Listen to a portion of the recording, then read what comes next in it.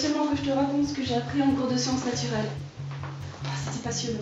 Ça parlait de différentes espèces d'animaux, tu vois, chats, oiseaux, humains, ces choses-là.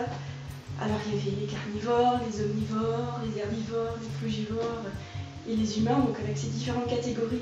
Le professeur expliquait qu'on pouvait les distinguer grâce à leurs différents organes, le système digestif, reproductif, leur aspect extérieur, tout ça.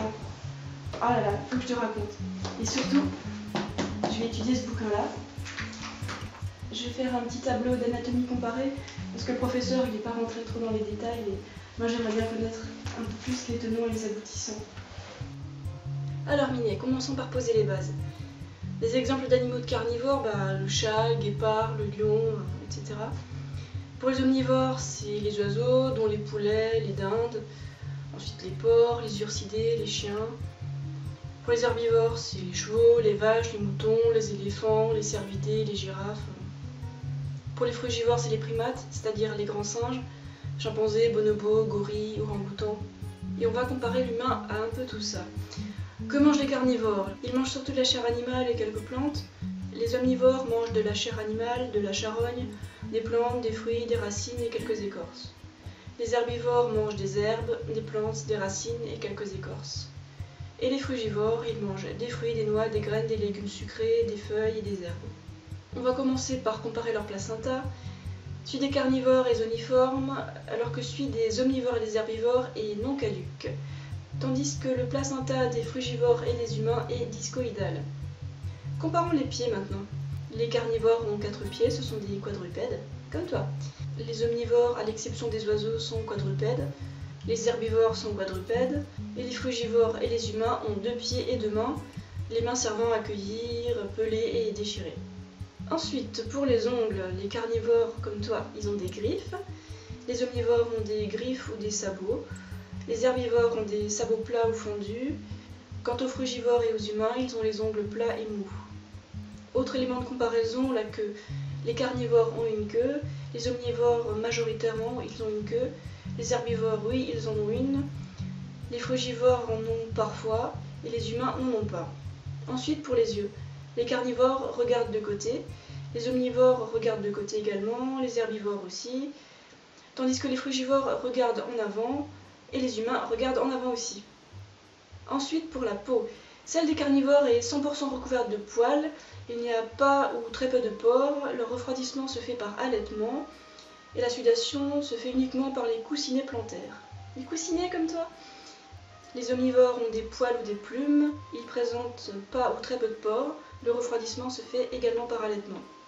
Quant aux herbivores, ils ont une forte pilosité sur tout le corps et ils ont des pores, sauf les pachydermes. La transpiration se fait par la peau. Les frugivores ont une faible pilosité, des millions de pores et la transpiration se fait par la peau. L'humain a aussi une faible pilosité, des millions de pores et transpire par la peau. Ah, ensuite les incisives, les dents de devant. Chez les carnivores, elles sont peu développées, chez les omnivores, elles sont très bien développées. Les herbivores ont des incisives bien développées, ainsi que les frugivores et les humains. Comparons les molaires maintenant, celles des carnivores sont pointues, celles des omnivores ont des plis, celles des herbivores sont plates avec cuspides ou des surfaces complexes. Les molaires des frugivores sont émoussées et celles des humains sont émoussées également. Pour la comparaison des canines, c'est sans appel. Les canines des carnivores et des omnivores sont pointues et longues, tandis que les canines des herbivores, des frugivores et des humains sont quasiment de la même longueur que les autres dents. Elles méritent à peine le nom de canine. Comparaison de la mâchoire maintenant. Celle des carnivores est mobile verticalement pour déchirer et lacérer, c'est le muscle temporal qui intervient. Pour les omnivores, c'est la même chose que pour les carnivores. La mâchoire des herbivores est mobile verticalement et latéralement pour mastiquer, broyer, et c'est le muscle masséter qui intervient. Pour les frugivores et les humains, dans ce cas-là, c'est pareil que pour les herbivores. Mobile verticalement et latéralement pour mastiquer, broyer, et c'est le muscle masséter qui intervient. La formule dentaire des carnivores, des omnivores, des herbivores, des frugivores et des humains, là je vais pas le lire.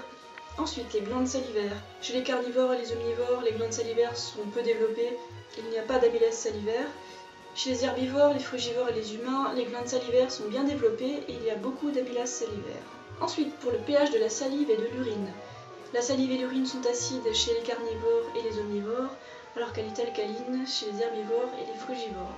Dans les faits, la salive et l'urine de l'humain est acide, Mais elle devrait être alcaline vu tout ce qu'on compare. Hein. Si notre salive et notre urine est acide, c'est qu'on mange n'importe quoi. Ensuite, comparaison de l'uréase. Chez les carnivores, on a une présence d'uréase qui décompose l'acide urique de la viande. Chez les omnivores, on a une présence d'uréase qui décompose mal l'acide urique toxique. Alors que chez les herbivores, les frugivores et les humains, on n'a pas d'uréase. Ensuite, pour la vitamine C, les carnivores et les omnivores en synthétisent, alors que les herbivores, les frugivores et les humains nécessitent un apport quotidien de vitamine C par la nourriture. Comparaison de la langue.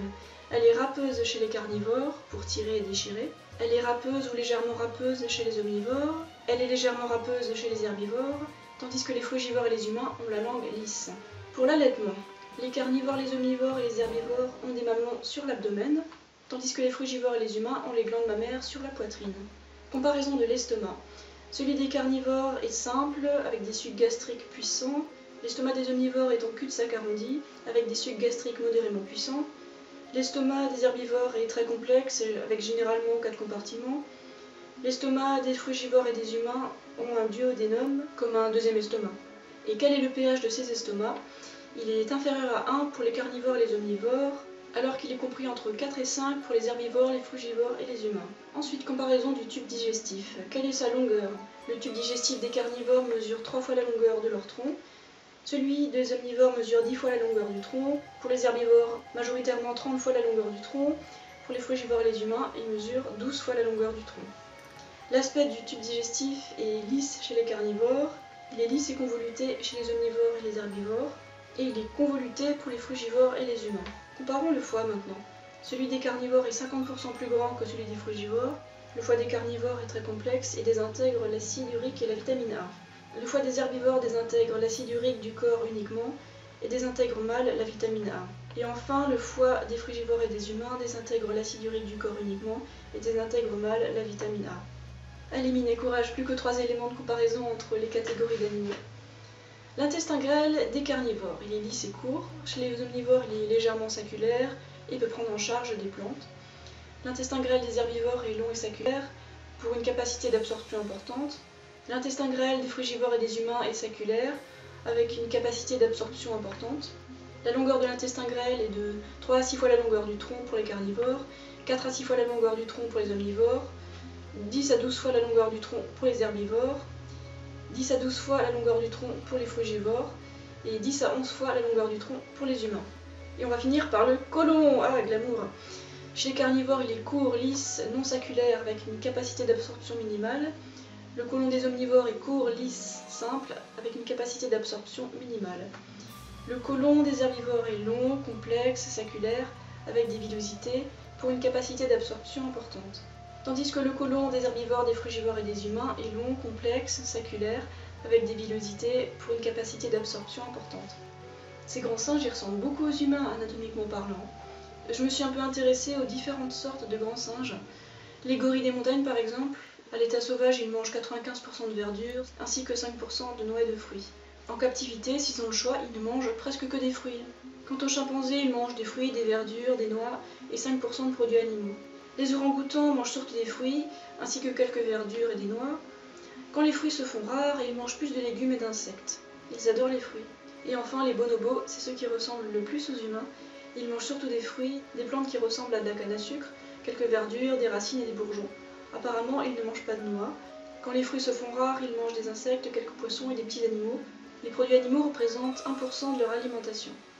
Ça donne quoi tout ça? Des chiffres, des chiffres. Les chimpanzés, les orang-outans et les bonobos tirent 80% de leurs glucides des fruits.